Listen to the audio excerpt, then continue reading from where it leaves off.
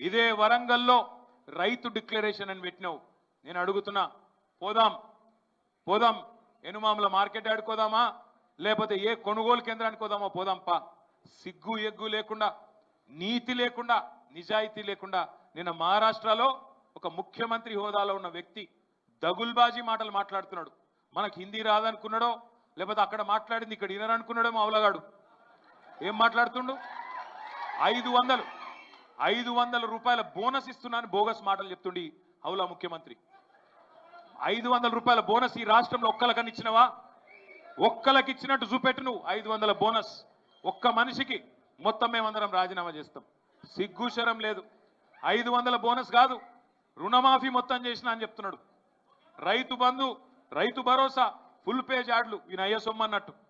ఈరోజు నేను అడుగుతున్నా రేవంత్ రెడ్డిని, నువ్వు పోయి మహారాష్ట్రలో ఇష్టం వచ్చినట్టు మోసం చేసే ప్రయత్నం చేస్తే ఎట్టి పరిస్థితిలో వదిలిపెట్టాం. తెలంగాణ రైతాంగం పక్షాన అడుగుతూనే ఉంటాం, నిన్ను నిలదీస్తూనే ఉంటాం. యువతకు మాట ఇచ్చినావు. ఒక్క మాటలో చెప్పాలంటే బీసీ డిక్లరేషన్ పేరిట బలహీన వర్గాలకు బలమైన వెన్నుపోటు పొడిచింది కాంగ్రెస్ ప్రభుత్వం, రేవంత్ రెడ్డి ప్రభుత్వం అనే మాట నేను మీకు ఈ సందర్భంగా విజ్ఞప్తి చేస్తా ఉన్నా. అందుకే మేము డిమాండ్ చేస్తున్నాం, బీసీలకు సబ్ ప్లాన్ అని చెప్పినావు, బీసీలకు సబ్ ప్లాన్ ఇస్తా అని చెప్పినావు. సంవత్సరం పూర్తయింది, ఒక్క అడుగు ముంగట పడ్డదాన్ని నేను అడుగుతున్నా. 1,00,000 కోట్లు అన్నావు, ఒక్క అడుగు ముందట పడ్డదాన్ని నేను అడుగుతున్నా. 42% రిజర్వేషన్ చెప్పినావు, ఇంతవరకు ఒక్క అడుగు కూడా ముందట పడలేదు. కులగణనను తప్పకుండా మేము స్వాగతిస్తున్నాం. కానీ కులగణన మీద ప్రజల్లో అనుమానాలు ఉన్నాయి. ప్రజలు డౌట్ పడుతున్నారు. ఎందుకంటే మీ ఆదాయం ఎంత అని అడిగి అటెనక పథకాల్లో కోతలు పెడతారేమో, కార్డులు కట్ చేస్తారేమో, ఆయనతో అటు ఇటు పోయి మొదటికే మోసం వస్తుందేమో, ముందే వీళ్ళు దొంగలు వీళ్ళంతా అని చెప్పి ప్రజలు భయపడతా ఉన్నారు.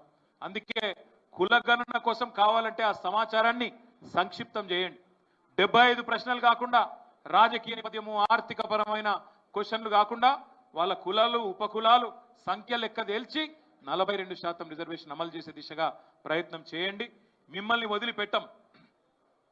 బీసీ డిక్లరేషన్ను తప్పకుండా బలహీన వర్గాల సోదరులనే చైతన్యవంతులను చేస్తాం. మీ మోసాలను వారికి చెప్తాం. SC ST declaration